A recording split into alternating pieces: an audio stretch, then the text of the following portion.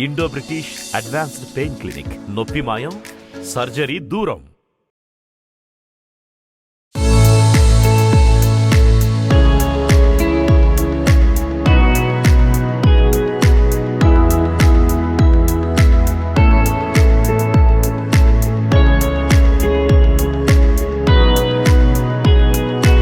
నమస్కారం, welcome to I dream. నేను విజిత. ప్రస్తుతం మనతో పాటు ఉన్నారు consultant pain physician doctor Vijay Bhaskar Bandikatla garu. వారు యూకేలో 15 years పెయిన్ ఎలా తగ్గించాలి ఏంటి, చాలామంది పెయిన్తో ఇబ్బంది పడుతూ ఉంటారు. ఒక పెయిన్ ఏంటండి, మోకాలు నొప్పని, తలనొప్పని, మన టోటల్ బాడీ తీసుకుంటే పైనుంచి కింద వరకు ఎన్నో రకాల పెయిన్స్ చాలా రకాలుగా ఇబ్బంది పడుతున్నారు. ఫర్ ఎగ్జాంపుల్కి మోకాలు నొప్పే తీసుకుంటే కనుక ఇంతకు ముందు కాలంలో చూస్తే వయస్సు పైబడిన వాళ్ళలోనే చూసేవాళ్ళం. కానీ ప్రస్తుత రోజుల్లో చూసుకుంటే చిన్న చిన్న పిల్లల నుంచి ఎక్కువగా 20-30 years నుంచి టీనేజ్ వాళ్ళలో ప్రతి ఒక్కరిలో చూస్తున్నాం. అసలు ఎందుకు ఈ పెయిన్స్ వస్తున్నాయి అనే ఆలోచన కనుక మనం చేస్తే మన లైఫ్ స్టైల్ అనేది దానిపైన చాలా ప్రభావం చూపిస్తుంది. ఈ పెయిన్కి భాగంగా తీసుకుంటే ట్రీట్మెంట్ వరకు వస్తే చాలా రకాల సర్జరీస్ కూడా చేయాల్సిన అవసరం అనేది పడుతుంది. కానీ ప్రస్తుతం అడ్వాన్స్డ్గా ట్రీట్మెంట్స్ చాలా ఉన్నాయి మన దగ్గర అని చెప్పి సార్ చెప్తున్నారు. అసలు ఆపరేషన్ లేకుండానే ట్రీట్మెంట్ అంటే చాలా వరకు హ్యాపీ ఫీల్ అవ్వచ్చనే చెప్పాలి. చాలామంది ఎంతో పెయిన్తో ఇబ్బంది పడుతున్నా కూడా ఆపరేషన్ అనగానే అమ్మో వద్దు అని భయపడుతూ ఉంటారు. అలాంటివన్నీ ఏం లేదండి, చాలా అడ్వాన్స్డ్ ట్రీట్మెంట్స్ వచ్చాయి. అసలు ముఖ్యంగా ప్రస్తుత రోజుల్లో చూసుకుంటే క్యాన్సర్ మహమ్మారి అనేది చాలామందిని భయభ్రాంతులకు గురి చేస్తుంది. దానివల్ల నాకు ఈ డిసీజ్ ఉంది అనే బాధ కొంచెం పక్కన పెడితే ఆ పెయిన్, వాటి వల్ల వచ్చే ఆ పెయిన్ని చాలామంది తట్టుకోలేక చాలా సఫర్ అవుతున్నారు. దానికి సంబంధించి కూడా చాలా అడ్వాన్స్డ్ ట్రీట్మెంట్స్ ఉన్నాయి. ఆ పెయిన్ని కూడా మేము చాలా చక్కగా అంటే ఒక 50-60% తగ్గించే ఛాన్సెస్ ఉన్నాయి అని చెప్తున్నారు. ఇప్పుడు సార్తో మాట్లాడి ఆ ట్రీట్మెంట్స్ ఏంటి, ఎటువంటి అడ్వాన్స్డ్ ట్రీట్మెంట్స్ ఉన్నాయో తెలుసుకుందాం. నమస్తే సార్. నమస్తే అండి, ఐ డ్రీమ్ ప్రేక్షకులకి నమస్తే. Thank you sir. Sir, cancer topic గురించి నేను మాట్లాడబోతున్నాను సార్. ముఖ్యంగా క్యాన్సర్ వచ్చింది అనగానే చాలామంది భయపడిపోతుంటారు. అసలు హోప్స్ చాలా తక్కువగా ఉంటాయి. అది పక్కన పెడితే దానివల్ల వచ్చే ఎఫెక్ట్ అయ్యి ప్రతి ఆర్గాన్ కూడా దానివల్ల వచ్చే పెయిన్కి చాలా ఇబ్బంది పడుతూ ఉంటారు సార్. ఆ పెయిన్ని కనుక తగ్గించగలిగితే కొంత వాళ్ళు ఉపశమనం చెందుతారని చెప్పొచ్చు. ఏ రకంగా సార్, ఎటువంటి అడ్వాన్స్ ట్రీట్మెంట్స్ ఉన్నాయి మన దగ్గర? క్యాన్సర్తో బాధపడుతున్నారు అంటే క్యాన్సర్ నొప్పితో బాధపడాలనే విషయాన్ని అది కాదు అనేది చాలా గట్టిగా చెప్పడానికి నేను ఐ డ్రీమ్ ప్రేక్షకులకి చెప్పదలుచుకున్నాను. సో క్యాన్సర్ వేరు, క్యాన్సర్ నొప్పిని మనము చాలా సమర్థవంతంగా దాన్ని ఎదుర్కోవచ్చండి. ఎప్పుడైతే మీరు నొప్పి అనే దాన్ని తీసేయగలుగుతారో అట్లీస్ట్ మనం ఒక 70-80% ఇంకా పైన కూడా నొప్పులు తీసేయచ్చు. మనము చాలా రకాల అడ్వాన్స్డ్ ట్రీట్మెంట్స్ ఉన్నాయి ఇప్పుడు. వాటి ద్వారా నొప్పిని మనం తీసేస్తే గనక వారు యాక్చువల్గా క్యాన్సర్ యొక్క ట్రీట్మెంట్ని కూడా కంటిన్యూ చేయడానికి, తద్వారా వాళ్ళ జీవన పరిమాణాన్ని మనం పెంచుకోవటానికి కూడా చాలా చక్కగా ఉపయోగపడతాయి. సో క్యాన్సర్ ట్రీట్మెంట్ అనేది చాలా ఎంత ఇంపార్టెంట్, దాని పెయిన్ ట్రీట్మెంట్ అనే దానికి అంత వాల్యూ ఇవ్వటం అనేది అందరికీ చాలా అవసరము. First thing. సో ఇందులో ఏంటి అని అంటే క్యాన్సర్ నొప్పిని ఎలా తగ్గిస్తాము, ఆ నొప్పిని తగ్గించడానికి ఇప్పుడు ఉండే అడ్వాన్స్డ్ ట్రీట్మెంట్స్ చాలా రకాలు ఉన్నాయి. ఇప్పుడు మన దగ్గర వచ్చేసేసి మామూలుగా నొప్పి అని అంటే క్యాన్సర్ నొప్పి వచ్చింది అనగానే అమ్మో మార్ఫిన్ వాడాలి లేదా రకరకాల మందులు వాడాలి, వాటి సైడ్ ఎఫెక్ట్స్ ఆల్రెడీ మనం కీమోథెరపీ వాడుతున్నాము, వీటి సైడ్ ఎఫెక్ట్స్ ఎక్కువైపోయినాయి, ఇవి నేను తట్టుకోలేను అనేది అనుకుంటూ ఉంటాం. అవసరం లేదు. యాక్చువల్గా చాలా రకాల ట్రీట్మెంట్స్ ఏవైతే ఉన్నాయో అవి కనుక మనము తీసుకున్నట్లయితే ముందు నొప్పి తగ్గిపోయింది, క్యాన్సర్ ట్రీట్మెంట్ జరుగుతూ ఉంటుంది. దానివల్ల మనం ఏం చేస్తాము, మనం ఆహారం తినటం కానీ లేదా మనము అందరితోటి సంతోషంగా టైం గడపటం కానీ, మనము సోషలైజ్ అంటాం. బయటకి ఏదన్నా ఫంక్షన్కి వెళ్ళాలి, పెళ్ళికి వెళ్ళాలి, నొప్పి ఉంటే వెళ్ళలేము, నడవలేకపోతే వెళ్ళలేము, ఆహారం తినలేకపోతే అక్కడికి ఫంక్షన్కి వెళ్ళి ఏం తినాలి? సో అందరి ముందు ఎందుకు ఇలా కనపడాలి కాబట్టి వెళ్ళొద్దు అని ఎప్పుడైతే వెనక్కి కూర్చుంటామో మనం సైకలాజికల్గా ఎఫెక్ట్ అయిపోతాం. అది ఎప్పుడు జరగనివ్వకూడదు. అందుకని ఈ ట్రీట్మెంట్స్ యొక్క ఉపయోగం చాలా ఉంటుంది. ఇది మీరు ఎలా చేస్తారు అని అడిగారు. ఎలా చేస్తారు అని అంటే ఇందులో కొన్ని మెడిసిన్స్ ఉన్నాయి, చాలా అడ్వాన్స్డ్ మెడిసిన్స్ ఉంటాయి, అందులో చాలా రకాల మెడిసిన్స్ ఉంటాయి. అంటే మెడిసిన్ త్రూనే తగ్గించే ఛాన్స్ ఉందా సార్? చాలా వరకు తగ్గించవచ్చు. సో ఆ మెడిసిన్స్ ఏమేమి తగ్గిస్తాము అనే దాంట్లో ఇప్పుడు మనకి మామూలుగా తెలిసినవి కొంత ఈ బ్రూఫెన్ వాడుతూ ఉంటాము, లేదా ఎసిక్లోఫెనాక్, ఇవి మనం షాపుల్లో కొన్ని మందులు ఇస్తూ ఉంటారు. ఆర్థోపెడిక్ సర్జన్స్ దగ్గరికి వెళ్తే కీళ్ళ నొప్పులకి ఇచ్చే మందులు క్యాన్సర్ నొప్పులకి ఇస్తూ ఉంటారు. వాటి సైడ్ ఎఫెక్ట్స్ ఉంటాయి కాబట్టి వాటికి భయపడి ట్రీట్మెంట్లు తీసుకోరు చాలామంది. అవును కదా. అలా కాకుండా ఇప్పుడు మనకి క్యాన్సర్ అనగానే మార్ఫిన్ అని అంటాము. అరే నార్కోటిక్ డ్రగ్స్ ఇవి వాడితే మనకి అడిక్షన్ అయిపోతాము, అందుకని అవి తీసుకోకుండా ఉంటారు. ఈ అపోహలు చాలా ఉంటాయి.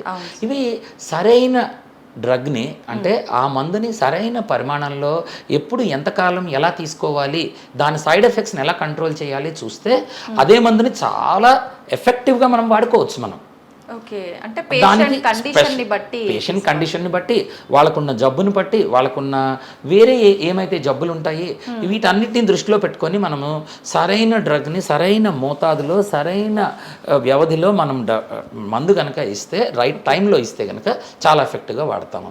ఇలా కాకుండా ఇప్పట్లో మనము చాలా చోట్ల వింటూ ఉంటాం క్యానబిస్ అని. ఈ క్యానబిస్లో ఏవైతే మనకి నొప్పి తగ్గించేవి ఈ రకమైన కెమికల్స్ ఉంటాయో వాటిని తీసుకోవచ్చు. ఇంకా కొన్ని రకాల పార్టీ డ్రగ్స్ ఉంటాయి, కిటమిన్ అంటాము, అలాంటి వాటిలో నుంచి తీసుకోవచ్చు. ఇలా ఎన్నో రకాల మందులు మన చుట్టూ ఉంటాయి. ఆ స్పెషలైజ్డ్ ట్రీట్మెంట్ ఏదైతే ఉంటుందో ఆ మందుల్ని కనుక మనము సరైన కాంబినేషన్స్లో కనుక మనం తీసుకున్నట్లయితే మంచి పెయిన్ రిలీఫ్ వస్తుంది. ఇది చేయటానికే ఇక్కడ ఉంటాము. ఇన్ఫ్యాక్ట్ నేను ఇంకోటి చెప్తాను, స్టిరాయిడ్స్ అంటాము. స్టిరాయిడ్ గురించి చాలా భయపడతా ఉంటాము. ఆ స్టిరాయిడ్ని కూడా చాలా మంచి పెయిన్ కిల్లర్గా వాడతాం మేము. కొన్ని సందర్భాల్లో క్యాన్సర్లో అది బోన్లోకి వెళ్ళిపోయి అది చాలా పెయిన్ని కాజ్ చేస్తూ ఉంటుంది, లోపల చాలా నొప్పిస్తూ ఉంటుంది క్యాన్సర్ పెరగటం వల్ల. దాని సైజుని తగ్గించడం కోసం స్టిరాయిడ్ వాడుతూ ఉంటాము. సో ఇట్లా రకరకాల ట్రీట్మెంట్స్. ఇందులో సరే మందుల్ని పక్కన పెడుతున్నాం. మందులు పక్కన పెడితే వేరే ట్రీట్మెంట్స్ ఉన్నాయి. కొన్ని రకాల నర్వ్ బ్లాక్స్ చేస్తాము. అంటే మనకి ఉదాహరణకి కడుపులో క్యాన్సర్ వచ్చింది, లేదా కాలేయము, లేదా ప్యాంక్రియాస్లో క్యాన్సర్ చాలా కామన్గా వస్తూ ఉంటాయి. ఈ వచ్చిన క్యాన్సర్లు ఏవైతే ఉన్నాయో ఆ నొప్పిని చాలా ఎక్కువగా పైకి తీసుకువెళ్తూ ఉంటుంది. అయితే మనం చాలా వరకు ఈ నొప్పిని కంట్రోల్ చేసేయచ్చు. ఈ వెళ్ళే నరాల్ని దారిలో మనం అడ్డుకొని ఆ నొప్పిని సిగ్నల్ పైకి వెళ్లకుండా, ఇవి కరెంట్ వైర్ లాగానే ఉంటాయి ఇవి, ఆ సిగ్నల్స్ని పైకి వెళ్ళే దారిలో మనం ఆపేయగలిగామనుకోండి అంత నొప్పి మన బ్రెయిన్కి మనకి తెలియదు, తెలియాల్సిన అవసరం లేదు. అంత నొప్పి మనకు తెలియాల్సిన అవసరం ఏముంది? సో ఆ నొప్పిని మనం కంట్రోల్ చేయొచ్చు. చాలా వరకు ఆగిపోతుంది. ఎప్పుడైతే ఈ నొప్పిని మనం ఆపామో, నొప్పి లేదు అని అంటే వాళ్ళు ఆహారం తినటం బెటర్గా ఉంటుంది, పొట్ట ఉబ్బరంగా, ఆ బాధలన్నీ తప్పుతాయి వాళ్ళకి. అప్పుడు బయటకు తిరగటము, పనులు చేసుకోవటం ఇవన్నీ తేలికవుతూ ఉంటాయి వాళ్ళకి. సో ఇట్లా కొన్ని నర్వ్ బ్లాక్స్, అది ఎక్కడ జబ్బు ఉంది అనే దాన్ని బట్టి ఇక్కడ ఉందా, లేదా పెల్విస్లో ఉందా, లేదా ఇంకెక్కడన్నా కింద ఉందా, దీనిని బట్టి చాలా రకాల నర్వ్ బ్లాక్స్ చేస్తూ ఉంటాం. ఇది చాలా రిస్క్తో కూడుకున్నదా సార్? అమ్మా ఇది ఎట్లా ఉంటుందంటే, మనం పిల్లవాడికి సైకిల్ ఇచ్చాము, సైకిల్ తొక్కటం రిస్కా అంటే ఆ పిల్లవాడికి బ్యాలెన్స్ చేయటం వచ్చే వరకు అది రిస్కే, కింద పడితే యాక్సిడెంట్ అవుతుంది. అది ఒకసారి వచ్చిన తర్వాత సైకిలే కాదు బైక్ నడుపుతాడు, ఇంకా పెద్దవి చాలా ఫీట్లు చేస్తారు దాని మీద. అంతేనా? ఇవన్నీ కూడా రిస్క్లన్నీ ఎలా ఉంటాయి? ఒక రైట్ డాక్టర్ రైట్ ట్రీట్మెంట్ని, రైట్ ఎక్స్పీరియన్స్, రైట్ ఎక్విప్మెంట్ తోటి చాలా పర్ఫెక్ట్గా చేస్తే ఇవన్నీ రిస్కులు తక్కువ ఉంటాయి. అది మిస్ అయింది అనుకోండి, ఇప్పుడు ఇచ్చే అది నీడిల్ మనం చాలా కాంప్లికేటెడ్ ప్లేస్లోకి నీడిల్ పంపిస్తున్నాము కదా, అక్కడ చాలా కాంప్లికేటెడ్ మెడిసిన్స్ పేషెంట్కి ఇచ్చేస్తున్నాం లోపల. అవునా? వీటన్నిటి వల్ల చాలా ప్రాబ్లమ్స్ వస్తాయి, ఏది మీరు సరిగ్గా చేయకపోతే. ఆ రిస్క్ని తగ్గించుకుంటూ వీలైనంత వరకు తగ్గించుకొని దాని పాజిటివ్ రెస్పాన్స్ ఏదైతే ఉందో దాన్ని చాలా వరకు పెంచడం కోసమే మా ట్రైనింగ్ అంతా కూడా మేము వాడే ట్రీట్మెంట్స్ అన్నీ కూడా ఈ అడ్వాన్సెస్ అన్నీ కూడా దాని గురించే వాడతాము. ఓకే. అయితే సార్ అంటే కరెక్ట్గా మనం ఏ రకంగా అయితే ప్రాసెస్ చేయాలో ప్రొసీజర్ అంతా కరెక్ట్గా చేయకపోతేనే వస్తుంది, లేదంటే లేదు అన్నారు కదా సార్. కాంప్లికేషన్స్ ఏమొస్తాయి సార్ జనరల్గా? ఈ కాంప్లికేషన్స్ అంటే వాడే ప్రతి మందు, చేసే ప్రతి నీడిల్, వీటన్నిటికీ కూడా ప్రాబ్లమ్స్ ఉంటాయి. ఇప్పుడు ఒక కత్తి పట్టుకొని సర్జరీ చేసాము, ఎన్ని కాంప్లికేషన్స్ ఉంటాయి? ఇన్ఫెక్షన్ రావచ్చు, నరాలు డ్యామేజ్ అవ్వచ్చు, ఇవన్నీ కాంప్లికేషన్స్ ఉంటాయి కదా. అలాగే మీరు కీమోథెరపీ ఇస్తున్నారు, ఇవ్వగానే జుట్టంతా రాలిపోతుంది, నోరంతా మండిపోతుంది, వాళ్ళకి డయేరియాస్ వస్తాయి, రకరకాల ప్రాబ్లమ్స్, బ్లడ్ కౌంట్స్ పడిపోతాయి, ఇవన్నీ అవుతాయి. ఆల్మోస్ట్ వాళ్ళకి ప్రాణాపాయ స్థితి దాకా వెళ్తాము. కానీ ఆ ఉన్న క్యాన్సర్ ఏదైతే ఉందో దాన్ని తగ్గించటం, ష్రింక్ చేయటం చేయటం కోసం ఈ మందు అవసరం.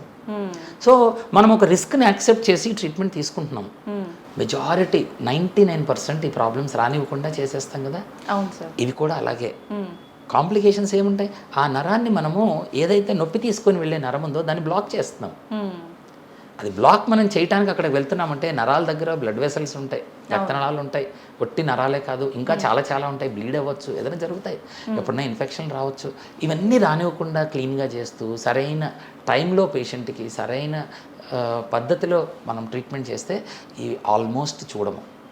ఎప్పుడన్నా వచ్చే అవకాశం ఉంటుంది. పేషెంట్కి అన్ని ముందు ఎక్స్ప్లెయిన్ చేసి చెప్తాము.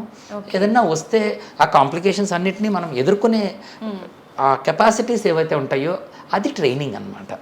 ప్రాపర్గా ట్రైన్ అయిన డాక్టర్ ఆ ప్రాబ్లమ్స్ అన్నింటినీ అధిగమిస్తూ ఉంటాము, ఇవి చేస్తూ ఉంటాం. ఇంకా ఎటువంటి ట్రీట్మెంట్స్ ఉన్నాయి సార్ అడ్వాన్స్డ్గా? అంటే అడ్వాన్స్డ్గా ఇప్పుడు నేను ఏవైతే చెప్పానో ఈ వెళ్ళే నరాలని బ్లాక్ చేయటము అనేది ఒక ట్రీట్మెంట్స్ ఉన్నాయి. అందులో మనము కొన్ని కెమికల్స్ వాడతాము. ఇప్పుడు మనం తాగే ఆల్కహాల్ ఏదైతే ఉంటుందో, మనము సారా తాగుతారు కదా, ఆ సారాయి వజ్రాన్ని వజ్రంతోనే కొయ్యాలన్నట్లు ఆ సారాలో ఉండే ఆల్కహాల్ ఏదైతే ఉందో దానివల్ల నరాలు చచ్చిపోతాయి. గుర్తుపెట్టుకోండి అందరూ. ఓకే. సో మనం ఏదైతే తాగుతుంటామో లోపలికి వెళ్ళిన తర్వాత ఇది అబ్జర్వ్ అయిన తర్వాత ఇది నరాలని చంపేస్తుంది. సో మేమేం చేస్తున్నాము, దాన్ని సపరేట్గా తీసుకొని ఏదైతే నరం నొప్పి కాజ్ చేస్తుందో చాలా చిన్న మోతాదులో ఆ నరం మీద దాన్ని వేస్తాము. ఆ నరం పనిచేయటం ఆగిపోతుంది, కొంతకాలం వరకు ఆగిపోతాయి, పని చేయటం ఆగిపోతాయి. తర్వాత ఎలా ఉంటాయంటే మనము ఇంట్లో ఫినాయిల్ వాడుతూ ఉంటాము, దానిలో ఫినాల్ అనేది ఒకటి కాంపౌండ్ ఉంటుంది, దాన్ని మందు కింద తీసుకుంటాం. చాలా కరోజివ్ అనమాట, ఏదైనా వేస్తే కాలిపోతాయి ఫినాయిల్ పడితే. మనం వాడేది కొంచెం డైల్యూట్ వాడతాం, తెల్లగా అవుతుంది, బట్ రియల్ ఫినాల్ అనేది వేస్తే కాలిపోతాయి. అలాంటి ఫినాల్ తీసుకుంటాము, దాన్ని ఎక్కడైతే మనం నరం నొప్పి కాజ్ చేస్తుందో దాని మీద వేస్తాం. అలాగే కొన్నిసార్లు హీట్ వాడతాము, అబ్లేషన్స్ అంటాము, రేడియో ఫ్రీక్వెన్సీ అబ్లేషన్ అని అంటాము. ఈ రేడియో ఫ్రీక్వెన్సీ అంటే ఏంటంటే మనం సెల్ ఫోన్ సిగ్నల్స్, అమ్మ వాళ్ళు చెప్తా ఉంటారు ఆ సెల్ ఫోన్ వాడకరా అన్ని క్యాన్సర్లు వచ్చేస్తాయి. క్యాన్సర్లు రావటం తర్వాత నుంచి దానిలో ఎనర్జీ ఉంటుంది, చాలా ఎక్కువ శక్తి ఉంటుంది. దాన్ని నొప్పి కారణం చేసే నరం ఏదైతే ఉంటుందో దాని దగ్గర పెట్టి హీట్ ఇచ్చామంటే ఆ నరం పనిచేయటం ఆగిపోతుంది. మనము కోడిగుడ్డు పైన సొన ఏదైతే మనం పాన్ మీద వేస్తామో తెల్లగా అయిపోతుంది, అలాగే ఇది వేయగానే అక్కడ రక్తం నరం గడ్డగట్టేస్తుంది, దాని పనితనం ఆగిపోతుంది, కొంతకాలం వరకు ఆగిపోతుంది అనమాట. ఇట్లా అబ్లేషన్ కోసము ఆ హీట్ని వాడతాము, ఆ రేడియో ఫ్రీక్వెన్సీ సెల్ ఫోన్ సిగ్నల్స్ని వాడుతూ ఉంటాము, కెమికల్స్ వాడుతూ ఉంటాము. ఇలాంటివి ఇంకా గ్లిజరాల్ అని ఉంటుంది. ఇలాంటివి రకరకాల కెమికల్స్ వాడి ఆ నొప్పిని తగ్గించడానికి ఇవన్నీ కెమికల్స్ వాడుతూ ఉంటాము. ఇవి కాకుండా కొన్నిసార్లు ఇది ఒక 6 నెలలు, ఏడాది, 2 ఏళ్ళు అలా పనిచేస్తాయి ఈ మందులన్నీ కూడా. ఇంకా ఎక్కువ కావాలి, పేషెంట్కి క్యాన్సర్ వచ్చింది, తగ్గిపోయింది ఇప్పుడు, కానీ ఒక కాల్లో నొప్పి ఉండిపోయింది, విపరీతం నొప్పి తట్టుకోలేకపోతున్నారు. వాళ్ళకి ఏం చేస్తాము, కొన్ని రకాల స్పెషల్ డివైజెస్ ఉంటాయి. ఏంటి సార్ అవి? ఇన్స్ట్రుమెంట్స్ ఎలా ఉంటాయి అని అంటే, ఇప్పుడు మనము మామూలుగా మార్ఫిన్ తీసుకుంటూ ఉంటాం, వాళ్ళకి టాబ్లెట్లు, ప్యాచ్లు, మార్ఫిన్లు ఇస్తూ ఉంటారు. ఆ ఇచ్చిన మార్ఫిన్ ఏదైతే ఉందో సైడ్ ఎఫెక్ట్స్ వస్తాయి, కాన్స్టిపేషన్ వస్తూ ఉంటుంది, ఆహారం తినలేక, ఇలాగ రకరకాల కాన్స్టిపేషన్ ప్రాబ్లమ్స్ తోటి, నిద్రతోటి, గాలి పీల్చలేక ఈ ప్రాబ్లమ్స్ అన్నీ మార్ఫిన్ తోటి పెరిగిపోతూ ఉంటాయి. అప్పుడు మందు డోసు నొప్పికి సరిపోయినంత డోసుని పెంచలేము, ఇంకా కాంబినేషన్స్లో వాడతాము, రకరకాల మందులు వాడి చూస్తాము, అప్పుడు కూడా మనం పెంచలేకపోతాం ఇంటి వీళ్ళకి. ఇలాగ పెంచలేనంత పరిస్థితి వచ్చేసింది అనుకోండి, అప్పుడు మనం ఏం చేయొచ్చు, ఈ మందుని అది ఎక్కడైతే పనిచేస్తుందో అక్కడికి పంపించవచ్చు. మనము నోటి ద్వారా తీసుకున్న మందు బ్లడ్లోకి వెళ్ళి, బ్లడ్లో నుంచి లివర్లోకి వెళ్ళి, లివర్లో నుంచి బ్రెయిన్, నరం దగ్గరికి ఇంత తిరిగేలోపు చాలా వేస్ట్ అయిపోతుంది, అవసరం లేదు. పొట్టలో నొప్పి ఉంటే శరీరం అంతా మనకి మందు ఎందుకు, ఎక్కడైతే ఉందో అక్కడికి పంపించవచ్చు కదా, అది టెక్నాలజీ. ఇప్పుడు ఏం చేస్తాము, ఇప్పుడు ఇందులో కొన్ని కొత్త డివైజెస్ వచ్చేసాయి అనమాట. ఇది నా రీసెర్చ్ కూడా దీని మీద ఉంటుంది. ఇప్పుడు ఇందులో ఈ పంప్ ఏదైతే ఉందో దీని నుంచి ఒక గొట్టం వస్తుంది, ఈ పంప్లోకి మందుని నింపి ఈ గొట్టం ద్వారా లోపల స్పైన్లో ఈ నరాలు వెళ్ళే దగ్గరికి వెళ్ళి దాన్ని బ్లాక్ చేసేస్తాం. అప్పుడు ఇదే మార్ఫిన్ మామూలుగా వాడే 100 మిల్లీగ్రాముల డోసు చాలా తట్టుకోలేనంత సైడ్ ఎఫెక్ట్స్ వచ్చే డోసులో 1 మిల్లీగ్రామ్ ఇస్తే దాన్ని ఇవ్వాల్సిన ప్లేస్లో ఇస్తే సరిపోతుంది. దానివల్ల సైడ్ ఎఫెక్ట్స్ చాలా తగ్గిపోతాయి. Okay. So that is a technology. Super sir. ఇంకా ఉంటాయి. మనము కరెంట్ కూడా వాడుకుంటూ ఉంటాము. ఈ కరెంట్లో ఏమవుతుంది, ఇప్పుడు ఇట్లాగా మనకి నరాలన్నీ ఇందాక కరెంట్ వైర్లనే చెప్పుకుంటున్నాం కదా, దానిలో కరెంట్ ప్రవహిస్తూ ఉంటుంది. మనము ఆపోజిట్ డైరెక్షన్లో కరెంట్ పెట్టామనుకోండి, ఈ నరము ఈ పెయిన్ పైకి వెళ్ళదు కదా, అట్లా చేసే టెక్నాలజీ కూడా వాడుతూ ఉంటాం అనమాట. అది ఎట్లా వాడతాము, ఇప్పుడు కొంతమంది పేషెంట్స్కి క్యాన్సర్ కీమోథెరపీ చేసేస్తారు, తర్వాత కాళ్ళు చేతులు ఇవన్నీ విపరీతమైన మంటలు వచ్చేస్తాయి, లేదా మామూలుగా కూడా బ్యాక్కి ఆపరేషన్స్ చేసేస్తారు. ఈ ఆపరేషన్ చేసిన తర్వాత ఫెయిల్ అవుతాయి సర్జరీలు, స్పైన్ సర్జరీలు చాలా ఫెయిల్ అవుతూ ఉంటాయి కదా. ఇది ఫెయిల్ అయినప్పుడు నరాల నొప్పులు, కాళ్ళల్లోకి తిమ్మిర్లు మంటలు వచ్చేస్తాయి, ఫెయిల్డ్ బ్యాక్ సర్జరీస్ అంటారు వీటిని. ఇలాంటి వాళ్ళకి ఏం చేస్తాము, ఇందులో ఇలాంటి ఒక డివైస్ వాడుతూ ఉంటాము. ఈ డివైస్లో ఏమవుతుంది, మనకి ఇప్పుడు దీని నుంచి వచ్చే కరెంట్ వైర్ ఉంటుంది, ఈ వైర్ని మనము స్పైన్ లోపలికి అమరుస్తాం. దీని ద్వారా మనం కరెంట్ ఇస్తే గనక మనము నిదానంగా కొద్దిగా తల మీద మనం మసాజ్ చేస్తే నొప్పి ఎలా అయితే తగ్గుతుందో, బాగా నొప్పి ఉన్నప్పుడు అమృతాంజన్ జండుబామ్ లాంటివి రాస్తూ ఉంటాము, అప్పుడు నొప్పి ఎలా తగ్గుతుందో అంటే నరాలు చుమచుమలాడినప్పుడు నొప్పి తగ్గుతుంది, అది మనందరికీ తెలుసు. దాన్ని మనము టెక్నాలజీ రూపంలో వాడుతున్నాము. రైట్. ఇప్పుడు దీనిలో నుంచి వచ్చే సిగ్నల్ ఏదైతే ఉందో ఆ సిగ్నల్ చిన్న చిన్న కరెంట్ పల్స్లు పంపిస్తూ ఉంటుంది మీకు.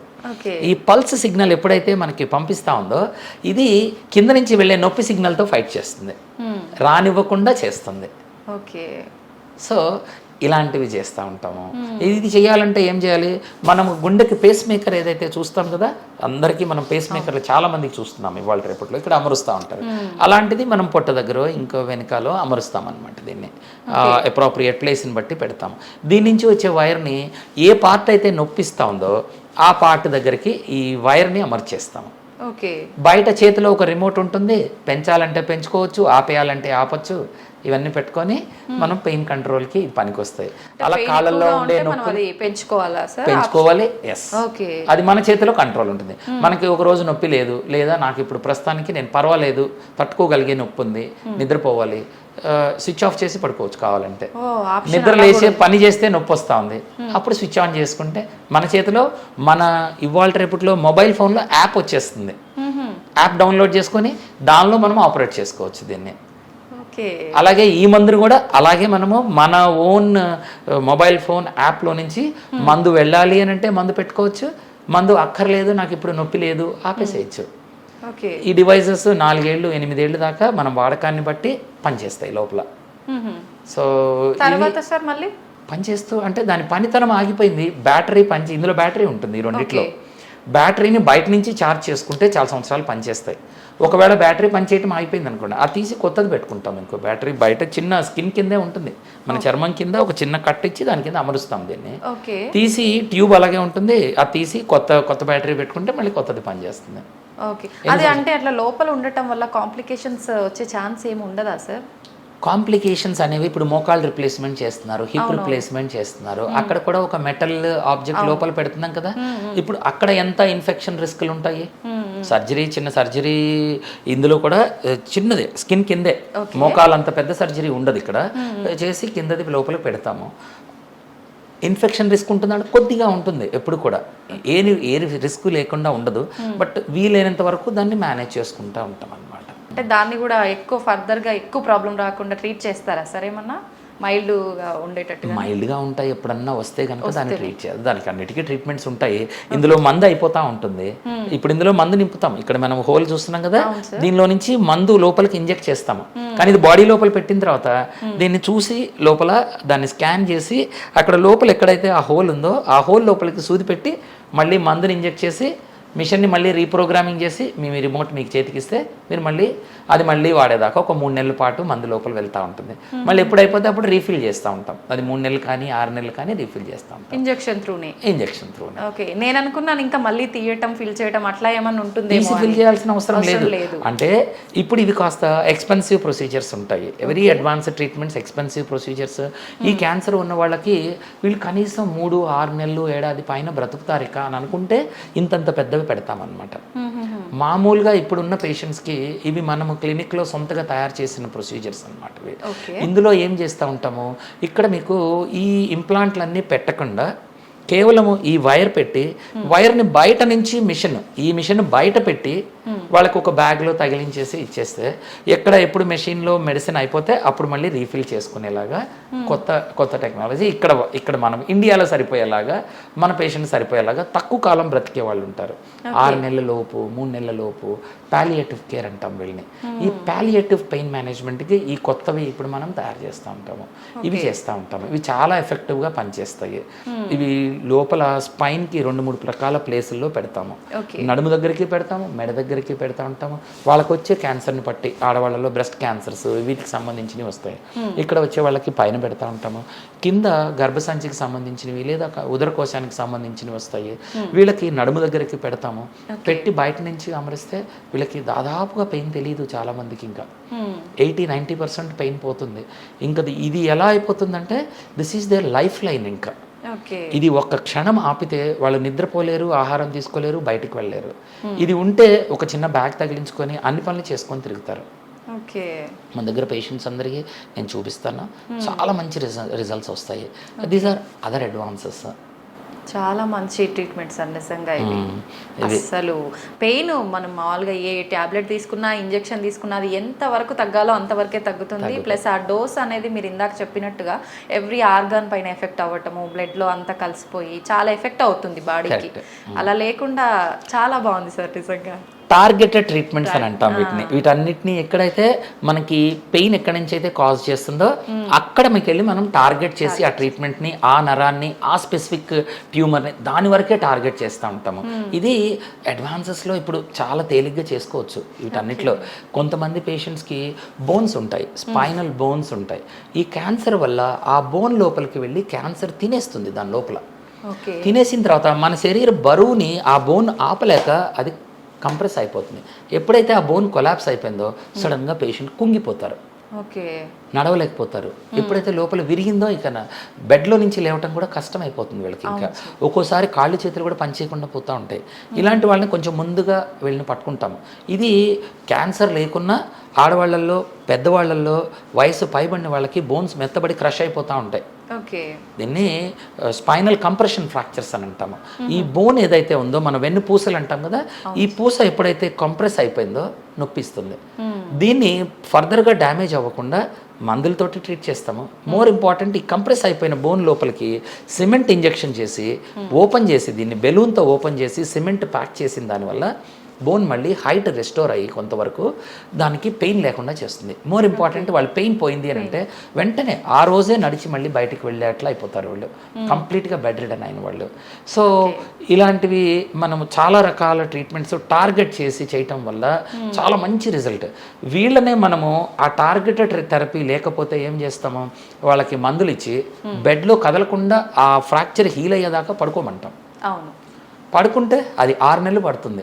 ఒక క్యాన్సర్ పేషెంట్, ఒక 80 ఏళ్ల ముసలావిడికి ఎవరైతే ఉంటారో వాళ్ళని మనం 6 నెలలు బెడ్లో పడుకోబెడితే ఇక మళ్ళీ లేవరు. బెడ్లో పడుకున్న దానివల్ల సోర్స్ వస్తాయి, లంగ్లో ప్రాబ్లమ్స్ వస్తాయి, ఈ ఇన్ఫెక్షన్లు, వీటి వల్ల వాళ్ళు త్వరగా కాలం చేస్తారు, చనిపోతారు వాళ్ళు.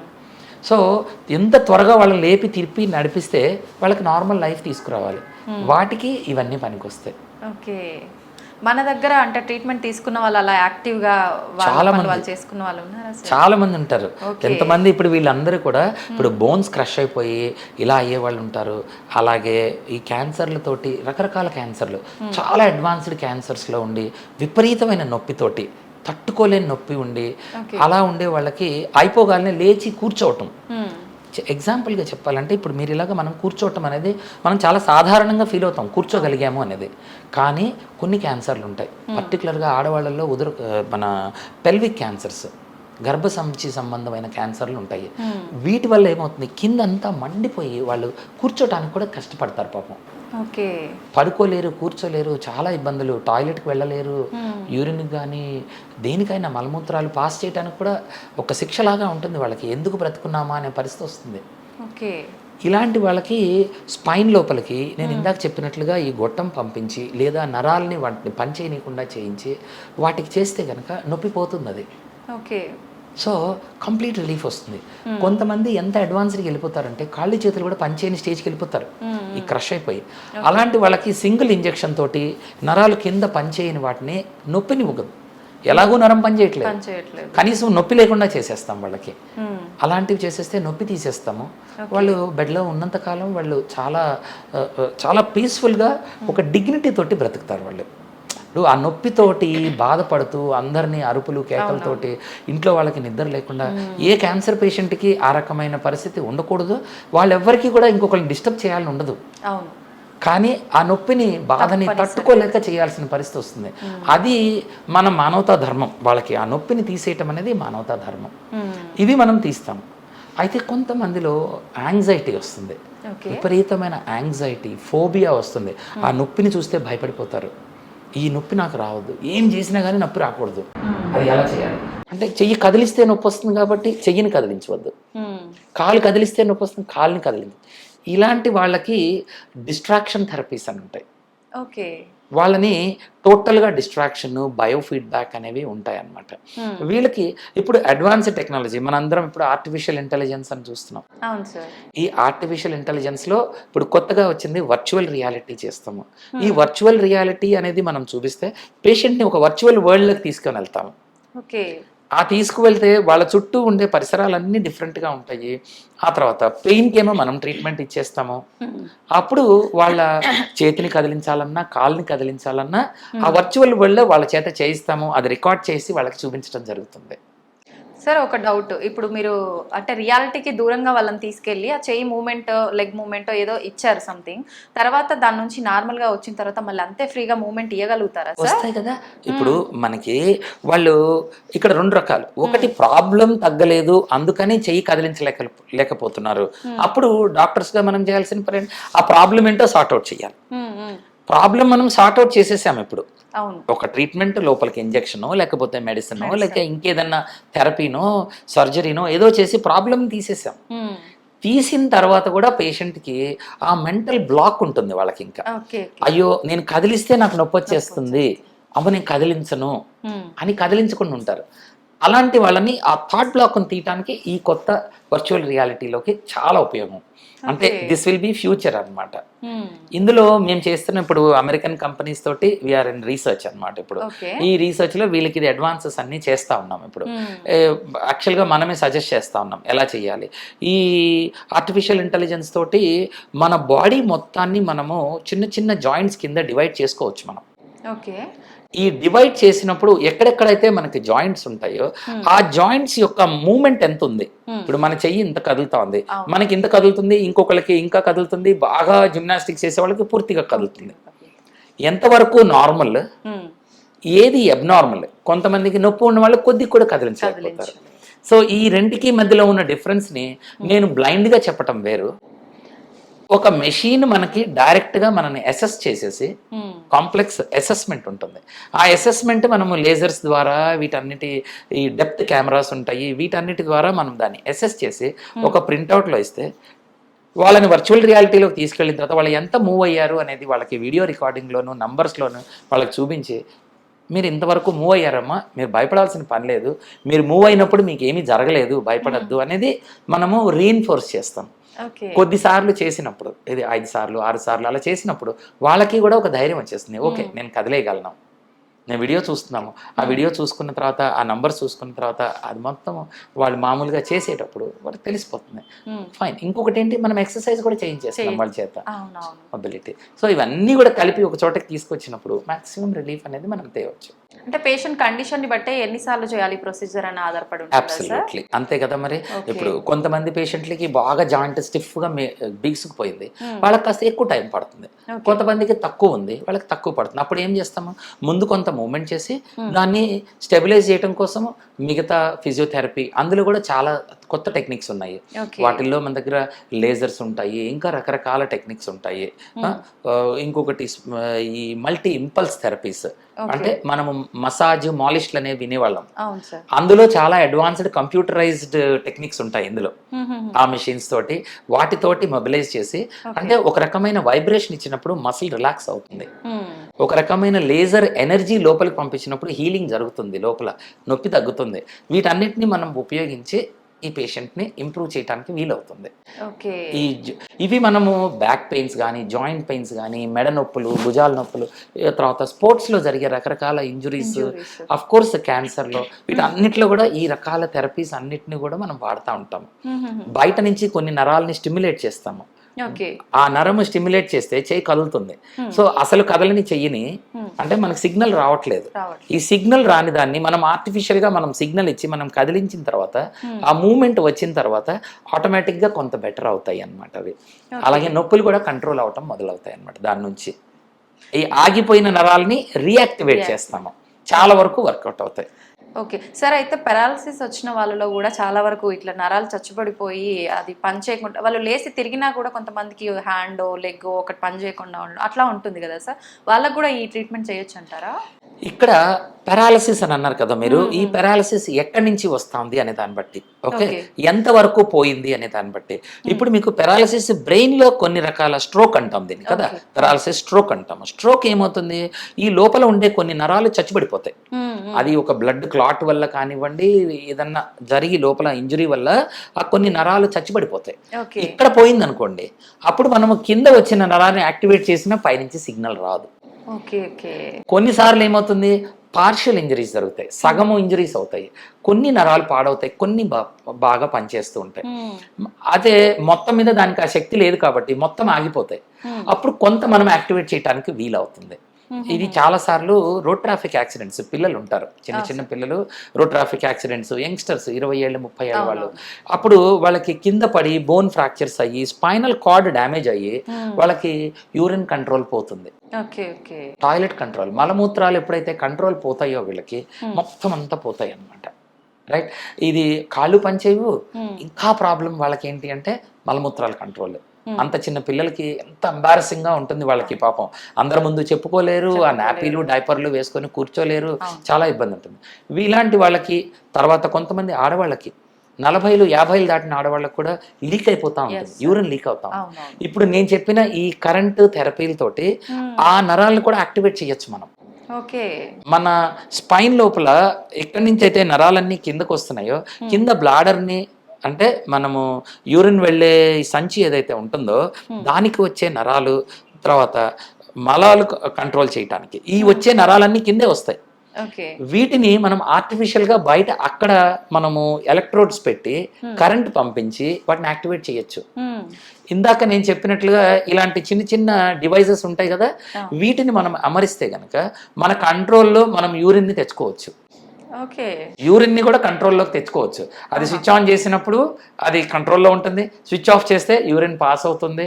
సో ఇది ఒక ఆడ మనిషికి ఎంత ఇదంట, మనము టాయిలెట్కి వెళ్ళే వరకు ఆపుకోగలిగామా, ఆ ముందే అయిపోతా ఉందా, ఇట్స్ అ కాన్ఫిడెన్స్ ఇష్యూ.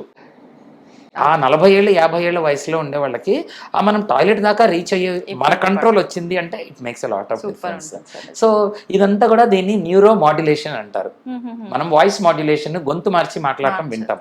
అలాగే ఇందులో ఏమవుతుంది, నరాల పనితనాన్ని మనం మారుస్తున్నాం. ఇక్కడ వైర్లు అలాగే ఉన్నాయి కానీ సరిగ్గా పనిచేయట్లేదు. మనం మనకు కావాల్సినట్లు వాటిని పనిచేసేలాగా మనం దాన్ని ట్వీక్ చేస్తాం, కొద్ది కొద్దిగా మారుస్తాం అన్నమాట. మార్పు చేసి ఉపయోగపడేలాగా చేసుకుంటాము. సిస్టమ్ ఏదైతే కరెక్ట్ చేయాల్సిన ప్రక్రియ చేయట్లేదో దానిపైన మనము ఆర్టిఫిషియల్ గా కూడా ఉన్న వైర్స్ ని మనము రీకనెక్ట్ చేసి వాడుకుంటాం. ఎలక్ట్రీషియన్ వచ్చి మనకి ఇటు వైర్లు అటు మార్చినట్లు మనం మార్చొచ్చు. సూపర్ సార్, నిజంగా సార్ ట్రీట్మెంట్స్ అయితే అడ్వాన్స్డ్గా వినటానికి చాలా బాగున్నాయి. అలా అంటే ఎక్స్పీరియన్స్ చేసిన వాళ్ళైతే ఇంకా చాలా హ్యాపీ ఫీల్ అవుతారు, నిజంగా పెయిన్ తగ్గిపోయింది, నార్మల్గా పని చేసుకోగలుగుతున్నాను అని చెప్పి. అయితే అందరూ ఆలోచించేది ఏంటి అంటే ఇంత అడ్వాన్స్ ట్రీట్మెంట్కి ఖర్చు కూడా చాలా అవుతుందేమో అని. నిజంగా చాలా ఖర్చుతో కూడుకున్న ట్రీట్మెంట్స్ సార్? చాలా ఖర్చులు ఏమి అవ్వండి, అబ్సల్యూట్లీ. మీరు ఒక పెద్ద కార్పొరేట్ హాస్పిటల్లోకి వెళ్ళే ఖర్చుల్లో చాలా తక్కువ ఖర్చులు అవుతాయి ఇక్కడ. ఇందులో అంతవరకు అయితే నేను చెప్పగలుగుతాను. అంటే మీకు చేసే ట్రీట్మెంట్ని బట్టి ప్రైసెస్ వేరీ అవుతాయి, బట్ రెస్ట్ అష్యూర్డ్ ఇక్కడ జరిగే ట్రీట్మెంట్ మీకు ఇండియాలో ఇంకెక్కడ దొరకదు, అంతవరకు అయితే చెప్పగలుగుతాను. వేరే కంట్రీస్లో ఇన్ని ఒక చోట ఉన్న ఏకైక క్లినిక్గా చెప్పగలుగుతాను. సో అబ్సల్యూట్లీ మనకి ఈ ట్రీట్మెంట్స్ ఇప్పుడు నేను చెప్పే వర్చువల్ రియాలిటీ యూఎస్ మొత్తం మీద ఒక 2-3 క్లినిక్ల్లో ఉండొచ్చు.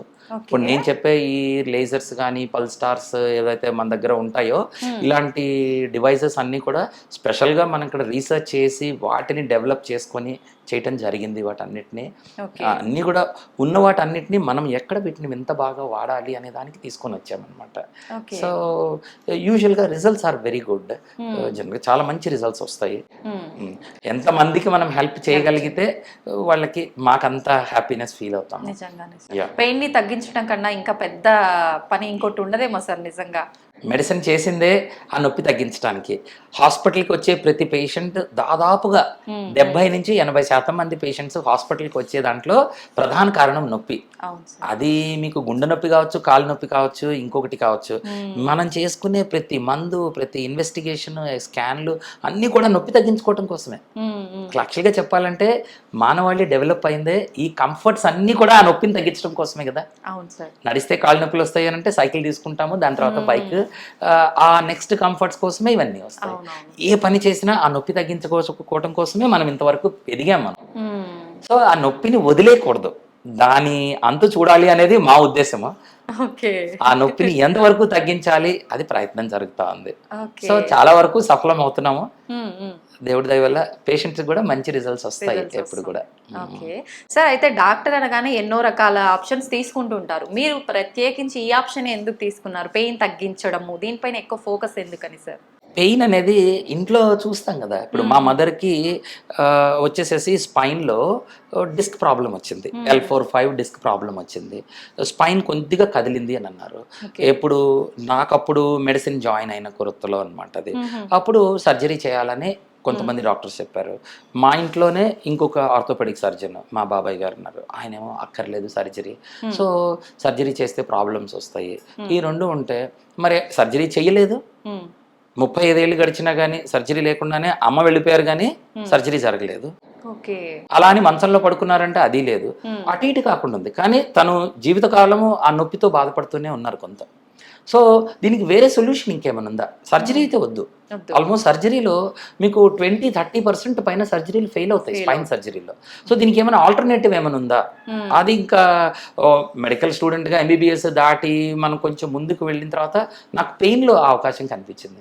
ఇంకా దానిలో రీసెర్చ్ చేసుకుంటూ ముందుకు వెళ్ళాము. ఇంకా చేసుకొని ఇప్పుడు అన్ని చోట్ల చేసిన దాంట్లో ఇప్పుడు కేంబ్రిడ్జ్లో చేసాము, లండన్లో చేసాము, ఇవన్నీ వాటిలో రీసెర్చ్ చేసి పబ్లికేషన్ చేసి ఇవన్నీ చేసిన తర్వాత కొంత అవగాహన వచ్చింది. రకరకాల చాలా సీనియర్లతో మాట్లాడిన తర్వాత చదివిన తర్వాత చాలా రకాల ట్రీట్మెంట్స్ అవైలబుల్ ఉన్నాయి, మన చుట్టూనే ఉన్నాయి అన్ని.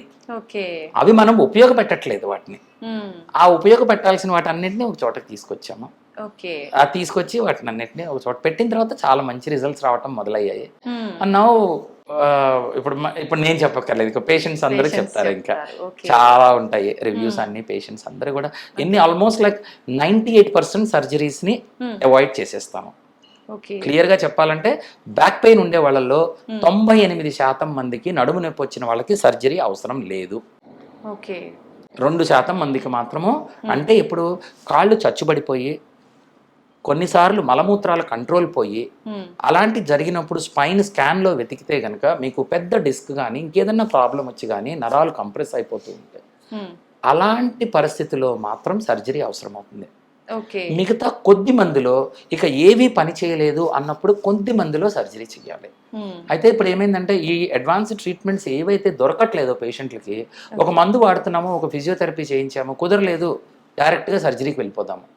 అవసరం లేదు. ఈ 100 మందిలో 2కి మాత్రమే సర్జరీ, మిగతా అందరికీ సర్జరీ లేకుండా మేనేజ్ చేయొచ్చు.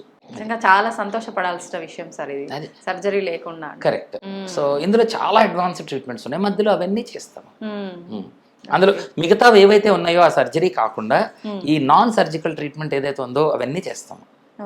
అవన్నీ కుదరలేదు ఆబ్వియస్గా పేషెంట్కి మేమే సజెస్ట్ చేస్తాం, ఇంక తప్పదండి మీరు వెళ్ళాల్సిన అవసరం పడుతుంది. లేదు అసలు ముందుగానే పేషెంట్కి వీక్నెస్ వచ్చేసింది, you take surgery as the first option, అప్పుడు చెప్తాం. సాధారణంగా అయితే అవసరం ఉండదు. ఎందుకంటే సర్జరీ ఫెయిల్యూర్ కూడా దాన్ని తట్టుకోవటం చాలా కష్టం. సర్జరీ ఫెయిల్ అయిందంటే సో లాస్ట్ రిసార్ట్గా పెట్టుకోవాలి. ఎప్పుడు కూడా సర్జరీ లాస్ట్ రిసార్ట్గా పెట్టుకోవాలి. ఓకే.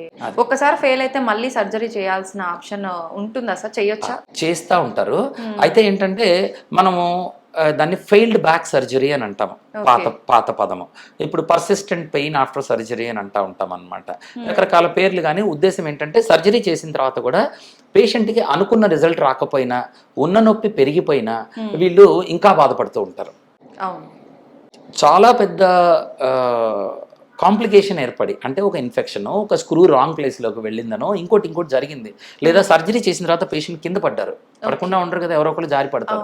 ఆ లోపల ఉన్న స్క్రూలు రాడ్లు వంకర తిరిగాయి అనుకోండి, మళ్ళీ సర్జరీ చేయాల్సి వస్తుంది. లేదా చాలాసార్లు ఏమవుతాయి, ఆ స్పైన్లో ఉన్న డిస్క్లు కానీ అవేమన్నా ట్రీట్మెంట్ చేసిన తర్వాత మళ్ళీ కూడా లీక్ అవుతాయి, ఫర్దర్గా ప్రోగ్రెస్ అవుతుంది, మళ్ళీ తప్పనిసరిగా పరిస్థితి సర్జరీ చేయాల్సి వస్తుంది. ఓకే. ఈ సర్జరీని రిపీట్ చేస్తే మొదటి సర్జరీకి మీకు ఒక 70% రిజల్ట్ వస్తే, రెండో సర్జరీకి సక్సెస్ రేట్ 50% పడిపోతుంది. మూడో సర్జరీ చేసేటప్పటికి 10 మందిలో 3కే బెనిఫిట్ అవుతుంది, 7 ఫెయిల్ అవుతాయి. ఇదంతా మనకి రీసెర్చ్లో ఉంటుంది. సో రిపీటెడ్ సర్జరీ చేస్తూ ఉంటే దీన్ని లా ఆఫ్ డిమినిషింగ్ రిటర్న్స్ అంటాం. మనము మనం చేయలేని పనిని మళ్ళీ మళ్ళీ చేస్తున్నాం అనుకోండి, మనకి రిజల్ట్ చాలా తగ్గిపోతూ ఉంటుంది కదా.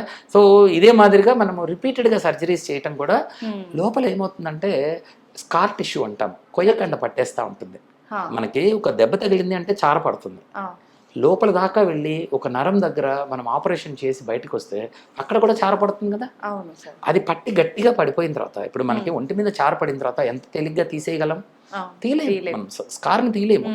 పెద్ద స్కార్ని చిన్న స్కార్ చేయొచ్చు, లేదా చిన్న స్కార్ని కదిలిస్తే పెద్దదైపోవచ్చు, రెండు జరగచ్చు. సో ముదిరిపోయే ఛాన్సెస్ కూడా ఎక్కువ ఉంటాయి. కాబట్టి తప్పనిసరి పరిస్థితుల్లోనే సర్జరీకి వెళ్ళాలి. So always you can take a second opinion. ఇది వెళ్ళొచ్చా లేదా అని అడగచ్చు. So we will always tell అన్బయాస్డ్గా, మీకు లేదంటే మీకు సర్జరీ కోసం వెయిట్ చేయొచ్చు అనేది మీకు కొంత ధైర్యం ఇవ్వగలుగుతాము. లేదా వేరే ట్రీట్మెంట్ ఉంది, ఈ ట్రీట్మెంట్ వల్ల మీరు నొప్పులు తగ్గించుకోవచ్చు, చేయొచ్చు. అయితే సార్ మామూలుగా సర్జరీ ఆప్షన్కి వెళ్తున్నాము అని అంటే వాళ్ళ హెల్త్ కండిషన్ ఏ రకంగా ఉంది, బీపీ, షుగర్, మిగతా హెల్త్ ఇష్యూస్ ఏమున్నాయి అన్నీ చూసుకుంటూ ఉంటారు కదా.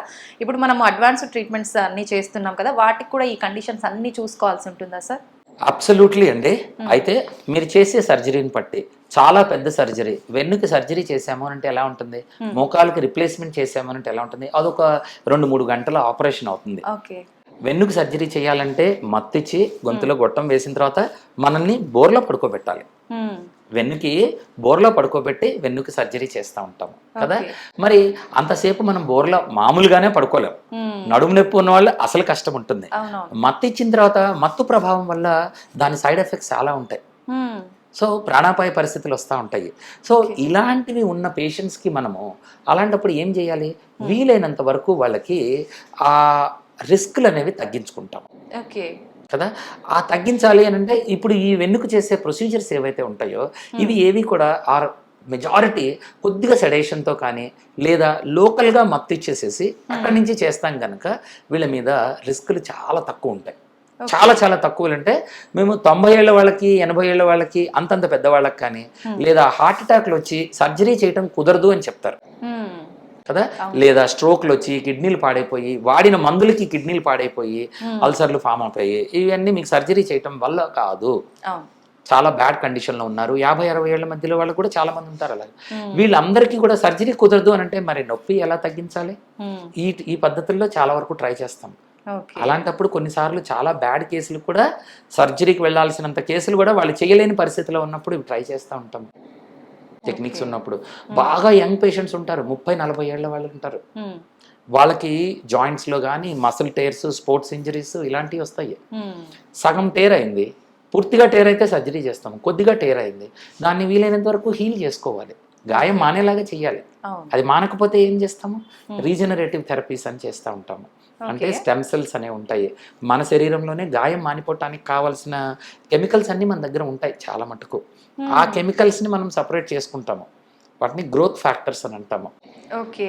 వీటిని, ఈ గ్రోత్ ఫ్యాక్టర్స్ అన్ని మనం బ్లడ్లో ఉండే సీరం అంటాం, ప్లాస్మాలో నుంచి సపరేట్ చేస్తాము. అలాగే బ్లడ్లో కొన్ని ప్లేట్లెట్స్ అనే కణాలు ఉంటాయి, వాటిని తీసుకుంటాము. స్టెమ్ సెల్స్ అని అంటాం, మూల కణాలు. మనం పుట్టినప్పుడు చిన్న కణం నుంచి పుట్టాం మనం, ఎంత పెద్ద శరీరము, కొన్ని బిలియన్స్ ట్రిలియన్స్ ఆఫ్ కణాలు మన శరీరంలోకి వచ్చేసాయి. ఈ కణాలని మనం గనక అవి కొన్ని అప్పుడు చిన్నప్పుడు మనం ఎలా ఉన్నాయో కొన్ని మిగిలిపోయి ఉన్నాయి అలాగా. ఓకే. కొన్ని బ్లడ్లో ఉంటాయి, కొన్ని ఫ్యాట్లో ఉంటాయి. సో వాటిని మనం బయటికి తీసి ఆ కణాలని సపరేట్ చేసి మనం ఎక్కడైతే జాయింట్ అయితే జాయింట్ ఇంజరీస్ చాలా ఎక్కువ మంది భుజాలకు నొప్పులు అవి వస్తాయి. అవును సార్. వాటికి చేస్తే గాయాలు త్వరగా మానేలాగా చేసుకోవచ్చు ఈ స్పోర్ట్స్ ఇంజరీస్ అన్నిటినీ. సో ఇవన్నీ కూడా దాని ద్వారా ఎప్పుడైతే గాయం మానుతుందో నొప్పి తగ్గుతుంది. ఓకే. అప్పుడు వాళ్ళ చేత రీహాబిలిటేషన్ అది చేసి మళ్ళీ వాళ్ళ పూర్వస్థితి, బాగా ఆటగాళ్ళు ఉంటారు, మంచి మంచి ప్రొఫెషనల్ ప్లేయర్స్ ఉంటారు, అవును సార్, వాళ్ళని మళ్ళీ ఆ స్టేజ్కి తీసుకెళ్ళడానికి this is the best treatment. Okay. Side effects ఏం లేవు. మన శరీరంలో ఒక చోట నుంచి తీసింది ఇంకో చోట ఇచ్చామా చక్కగా తగ్గుతూ ఉంటాయి. సో వీళ్ళకి మిగతా ట్రీట్మెంట్స్ అన్ని కలుపుతాం అనమాట. ఈ త్వరగా హీల్ అవ్వటానికి కూడా మామూలుగా హీలింగ్ ప్రాసెస్ 3 నెలలు 6 నెలల మధ్యలో పడుతుంది. ఓకే. దాన్ని స్పీడప్ చేయడానికి మనకి మిగతా చాలా టెక్నిక్స్ ఉంటాయి. ఆ టెక్నిక్స్ని ఉపయోగించి థెరపీస్ని అవి వాడి వాళ్ళ చేత ఫిజియోథెరపీ అది చేయించి త్వరగా వాళ్ళు రికవర్ అయ్యేలాగా చేస్తూ ఉంటాము. Super sir. పెయిన్ ఒక్కటి తగ్గించడమే కాదు, దాంతో పాటు హీలింగ్ కూడా. హీలింగ్ చేయాలి కదా, కంపల్సరీగా హీలింగ్ అనేది జరగాలి. సో అప్పుడే వాళ్ళకి లాంగ్ టర్మ్ రిజల్ట్స్ అనేవి వస్తూ ఉంటాయి. సో వీలైనంత వరకు ఇప్పుడు మోకాళ్ళ ఇప్పుడు 40 ఏళ్ళ వాళ్ళు ఉంటారు, అవును, మోకాళ్ళ అరుగుదల స్టార్ట్ అవుతుంది, పూర్తిగా అరిగిపోలేదు, అలా అని ఆపరేషన్ అంత పరిస్థితి లేదు వాళ్ళకి, వదిలేస్తే త్వరగా అరిగిపోతుంది. అలాంటప్పుడు ఏం చేస్తాము, ఈ రకాల ట్రీట్మెంట్స్ లోపలికి చేసి వాళ్ళకి ఆ హీలింగ్ అనేది జరిగేలాగా చేస్తూ ఉంటాము. అప్పుడు మళ్ళీ గాయం మానింది అని అంటే మళ్ళీ వాళ్ళు లైఫ్ పెరుగుతుంది ఈ జాయింట్కి. మిషన్స్ లాగానే మిషన్ పార్ట్ అరిగిపోతుంది, మనము సర్వీసింగ్ చేయించి లోపల ఆయిల్ వేసి ఇవన్నీ చేస్తే లైఫ్ పెరుగుతుంది. లైఫ్ పెరిగితే మనతో పాటు ఉంటాయి, అవి రిప్లేస్ చేయాల్సిన అవసరాలు తగ్గిపోతాయి. ఏమి చేయకుండా చివరి దాకా వదిలేసేసి ఇప్పుడు అంతవరకు తీసుకెళ్ళనివ్వకూడదు, వీలైనంత వరకు కాపాడుకోవాలి వీటిని. అవి చేసేవన్నీ ట్రీట్మెంట్స్. ఇప్పుడు అందుకనే అందరూ ఏమంటారు, ఇది మీరు ఆపరేషన్ బదులు చేస్తున్నారా అంటే ఆపరేషన్ బదులు చేయట్లా. ఆపరేషన్ రోల్ అవసరమైనప్పుడు ఆపరేషన్కి ఇస్తాము, అక్కడ దాకా వెళ్లకుండా చేసేది కాపాడుకోవాలి జాయింట్. దానికి ఈ ట్రీట్మెంట్స్ ప్రివెంటివ్ ట్రీట్మెంట్స్. విరిగిన తర్వాత దాన్ని అతకాలంటే సర్జరీ అవుతుంది. సో అది లేకుండా మనం చేయాలి. అయితే సార్, చాలా మందిలో ఆడవాళ్ళలో చూసుకుంటే పడుకొని లేవగానే అంటే కాళ్ళు పట్టేసినట్టు పాదం కింద పెట్టగానే పెయిన్ వచ్చేస్తుంటుంది, చాలా ఇబ్బంది పడుతుంటారు. కాసేపు పట్టినే ఒక 10 minutes కూర్చున్న తర్వాతే నడుస్తుంటారు. అలాంటి పెయిన్స్ కి కూడా మనకు ట్రీట్మెంట్ ఉందా సార్? చాలా. ఇప్పుడు ఇలాంటి మీరు చెప్పేవన్నీ కూడా ఏం జరుగుతాయి, స్పైన్ లోపల అరుగుదల జరిగిపోతూ ఉంటాయి, జాయింట్స్ లోపల అరుగుదల జరిగిపోతూ ఉంటాయి. ఇది వయసు వల్ల మీకు అరుగుదల అనేది జరుగుతూ ఉంటుంది. స్పైన్లో ఏం జరుగుతుంది, ఎక్కువ శాతం మందికి లోపల ఉండే డిస్కులు కానీ దాని వెనకాల ఉండే నరాలు కానీ, డిస్క్ వెళ్ళి నరం మీద పడుతుంది, లేదా ఆ వెనకాల ఉండే చిన్న చిన్న జాయింట్స్ ఉంటాయి.